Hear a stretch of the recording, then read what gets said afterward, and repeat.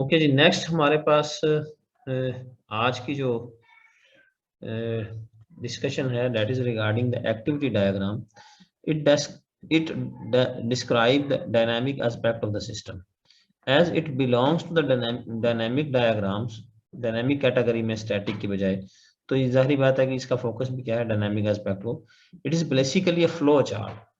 अगर आप लोगों ने अगर आप लोगों को फ्लो चार्ट बनाना आता है, फ्लो चार्ट जो कि बीएस में भी हम डिस्कस करते हैं, ठीक है, उसी तरह से ही ये उसी से ही तरह से मिलती जुलती हमारे पास डायग्राम है, दैट इज एक्टिविटी डायग्राम. लेकिन फ्लो चार्ट ऑफ किसकी है, एक्टिविटीज कि वन एक्टिविटी होती है तो उसके बाद दूसरी कौन सी एक्टिविटी होगी. All activities in the diagram are shown with rectangular shape.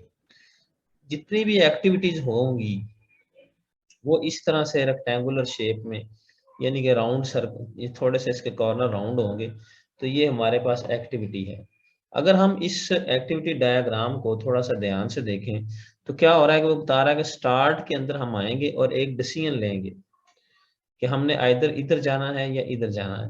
ठीक है, ये एक्टिविटी डायग्राम शो कर रही है. अगर हम इधर गए तो पहली एक्टिविटी ये होगी, उसके बाद ये टू पैरेलल एक्टिविटीज होंगी और उसके बाद ये फिर पैरेलल एक्टिविटीज आपस में ज्वाइन होंगी और फिर हम इधर आएंगे और finally we will move to this side.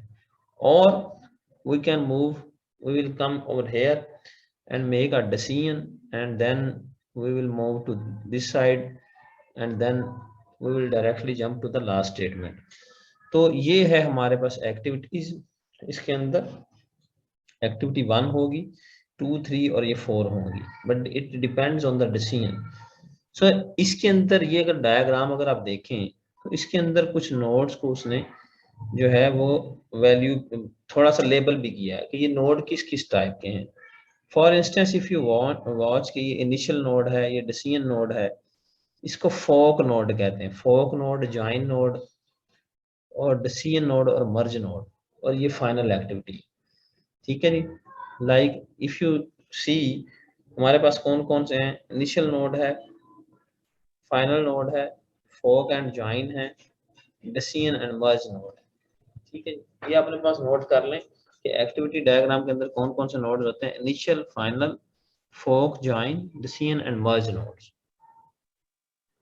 Sir लोगों से कहूं कि आपने क्या करना है, रूम में एंटर होना है और फिर चेयर पे बैठना है और उसके बाद क्लास पढ़नी है और उसके बाद आपने वापस जाना है.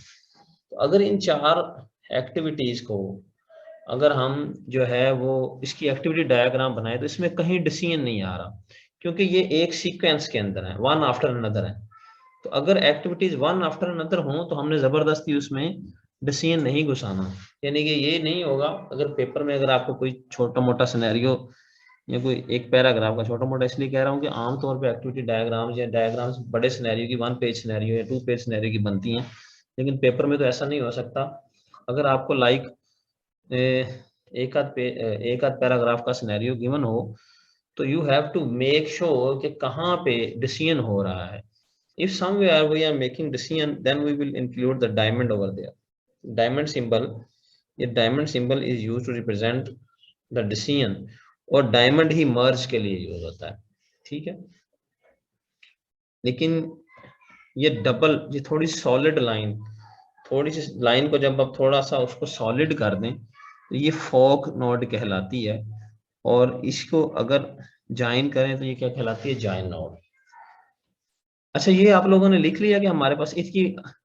अब यहाँ पे एक क्वेश्चन अराइज होता है, वो ये क्वेश्चन अराइज होता है कि यहाँ पे अगर आप देखें तो इसकी इनपुट 1 हमारे पास लाइन है, यानी कि 1 एरो है, और आउटपुट में 2 एरोस प्रोड्यूस हो रहे हैं. समझ आ रही बात की कि नहीं. और सिमिलरली अगर फोक को देखें तो इसकी भी इनपुट 1 एरो है और आउटपुट में 2 एरो प्रोड्यूस हो रहे हैं. और सिमिलरली अगर मर्ज और ज्वाइन का बिहेवियर देखें तो ये भी हमें मिलता जुलता लगेगा कि यहाँ पे 2 एरोज जो हैं वो इनपुट में है और आउटपुट में 1 है. सिमिलरली अगर मर्ज को देखें तो इसमें भी इनपुट 2 है और आउटपुट 1 है. इसी तरह ये डिसीजन में भी ऐसी है. मीन्स टू से कि अगर मैं यहाँ पे एक नई स्लाइड बनाऊं तो मैं अगर आप लोगों को शो ऑफ करूं कि अगर ये यहाँ पे हमारे पास डायमंड का, पता नहीं सर इधर है सिंबल के नहीं है, ये डायमंड है, यानी कि यहाँ पे अगर मैं इसको 1 एरो इनपुट दूं तो यहाँ से 1 2 3 4 5 6 जितने भी एरोज आउट कर सकता हूँ। समझ आ रही बात की कि नहीं? और इसी तरह अगर मैं फॉक बना दूं यहाँ पे तो उसमें भी इनपुट 1 होगी और आउटपुट मैनी होंगे, इसमें भी ज्वाइन डिसीजन में भी।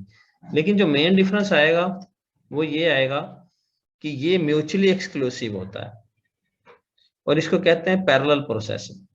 ये नोट करें, this is a mutually exclusive and this is known as parallel processing. Parallel processing से क्या मुराद है कि जब यहां से कंट्रोल आएगा वो या इधर मूव होगा या इधर मूव होगा, एट अ टाइम दोनों तरफ मूव नहीं होगा। समझ आ रही बात की? जब भी डिसीजन होगा, हम डिसीजन कहाँ पे यूज करेंगे, ये नहीं होगा कि हमारा कंट्रोल इधर भी चला जाए और इधर भी चला जाए। समझ आ रही बात की कि नहीं? कि हम ये वाला काम भी स्टार्ट कर दें और ये वाला काम भी स्टार्ट कर दें। लेकिन फोक वक्त तब यूज होता है कि जब दोनों एक्टिविटीज इकट्ठी करनी है।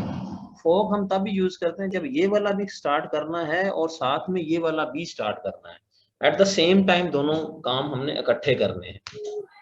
बाकी समझ आ रही है? Yes sir. हाँ जी जी सर। हाँ, मतलब ये फॉर इंस्टेंस अगर मैं इंसर्ट कार्ड करता हूँ, ठीक है, एटीएम के अंदर, और यहाँ पे मैं कहता हूँ कि जी कार्ड इनवैलिड, ठीक है, ये यहाँ पे लाइक हमने एटीएम कार्ड इंसर्ट किया, if the card is valid we will move to the next this side और हम एक्टिविटी परफॉर्म करेंगे। और अगर वो नहीं है वैलिड तो हम एंड पे जाके उसको मर्ज कर लेंगे, ये मर्ज, ठीक है, और उसको जो है वो हम एंड कर देंगे।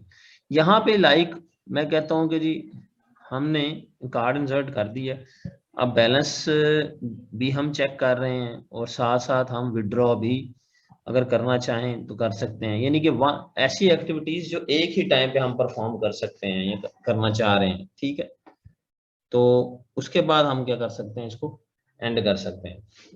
बाकी समझ आई कि नहीं आ रही?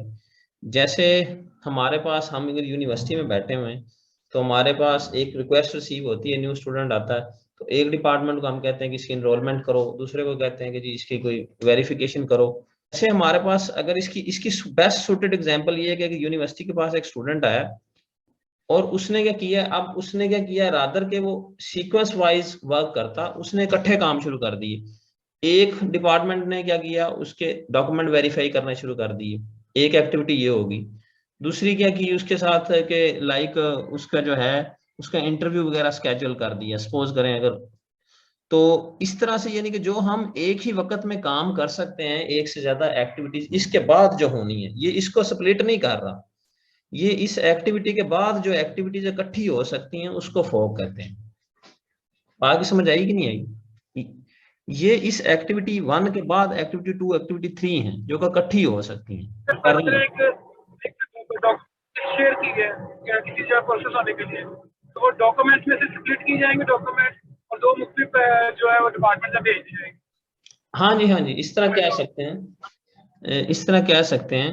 फॉर एग्जांपल जैसे अगर आपकी FYP की कोई प्रोसेसिंग शुरू होती है तो स्टूडेंट आता है, हम उसे कहते हैं उसका प्रपोजल अप्रूव हो गया, तो अब वो एक बच्चा जो है ना, एक ग्रुप का एक फेलो डॉक्यूमेंट पे वर्क कर देता है, क्लास डायग्राम बनानी शुरू कर देता है, दूसरे वाला सीक्वेंस डायग्राम बनानी शुरू कर देता है, यानी कि उसी टाइम के अंदर ही, यानी कि उसी दिन ही दोनों सारे काम हो रहे हैं। तीसरा हो सकता है सीक्वेंस डायग्राम बना रहा हो, चौथा हो सकता है एक्टिविटी डायग्राम बना रहा हो। तो हमने क्या किया कि उसकी सिस्टम की अब parallel activities, this is known as parallel activities, fork is used to represent the parallel activities. इस एक्टिविटी के बाद ये सारी एक्टिविटीज होंगी, fork is guarantee like this. लेकिन डिसीजन में क्या है कि इसकी कोई एक ही होगी, लेकिन फोर्क की सारी एग्जीक्यूशन एंड पे जॉइन के साथ हम मर्ज करते हैं। और इसी तरह अगर हम ये इसकी डिसीजन की कुछ स्टेटमेंट्स को मर्ज करना हो तो हम ये मर्ज का नोड यूज करते हैं।